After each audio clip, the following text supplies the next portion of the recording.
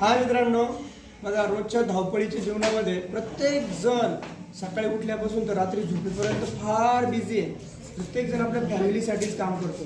परंतु मित्रांनो, जेव्हा अचानक कोणी जर मृत्यू झाला तर आपण सगळे कामं सोडून त्याच्या अंत्यदेहाच्या विधीसाठी जातो मित्रांनो. परंतु तोच माणूस जिवंत असल्यानंतर त्याला कोणी विचारित पण नाही किंवा त्याच्याकडे लांबून जवळ पण येत नाही.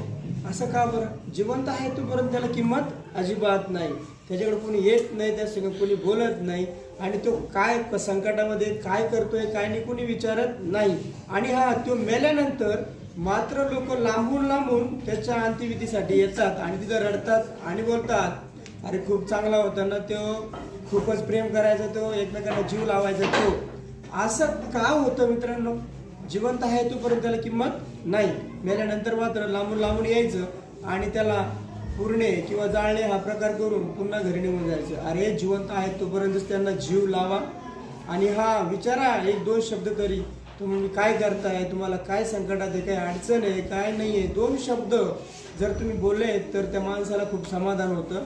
याची काळजी घ्या आणि आपल्या नातेवाईकांना, मित्रांना आणि सगळ्यांनाच कधी कधी जेव्हा वेळ भेटेल तेव्हा बोलत चला. शेवटच्या वेळेस येऊ नका, काही फायदा नाही त्याचा. तोपर्यंत जिवंत तेव्हाच या. Bye bye.